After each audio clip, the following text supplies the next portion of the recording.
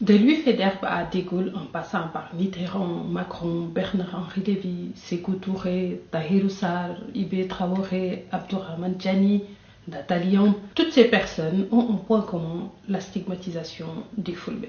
Et évidemment, le patient zéro, c'est Faidherbe.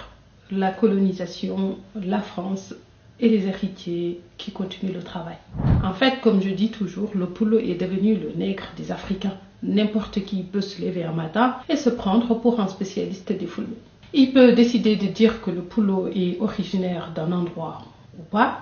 Il peut même décider, s'il veut, devenir célèbre, faire le buzz ou rester au pouvoir, prendre le Poulo comme une cible. La France, à travers Louis Faidherbe, a toujours eu une obsession du Poulo ou de la race Poulo, comme il disait à l'époque.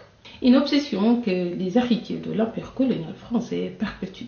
Après, je vais faire une vidéo sur les stéréotypes développés par les Français sur les Fulbe qui se trouvent dans la bouche de la plupart d'entre vous, y compris des Fulbe eux-mêmes. Bandiraɓe mi salmini on mi juurima. Je m'appelle Tanoulele et je suis une communautariste assumée, tribalo-ethniciste nette comme Bandung incarnée, et je donne mon avis sur l'imposture africaine, même si personne ne me l'a demandé. Faidherbe disait, pour coloniser l'Afrique, qu'il fallait détruire les États Fulbe.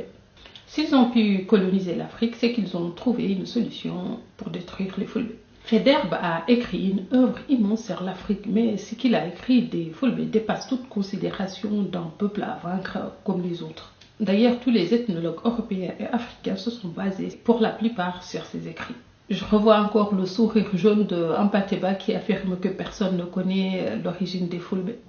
C'est quand même surréaliste d'être le plus répandu dans une zone le plus nombreux et celui dont on retrouve les traces partout, mais qu'on décide qu'on ne sait pas vraiment d'où il vient.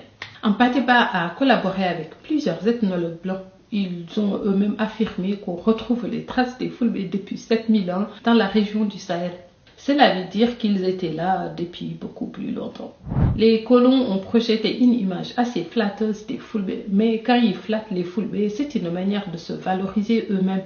Tout ce qu'ils valorisent chez le Poulo, c'est qu'il est supposé avoir en commun avec eux. C'est essentiellement les caractéristiques physiques telles que la couleur de peau, le nez, le corps ou l'ingéniosité, la rigueur. Même si en réel, on sait que tous les Fulbe ne sont pas comme ça. L'image que les Blancs ont projetée des Fulbe est qu'il est civilisé, il est rusé, il est intelligent.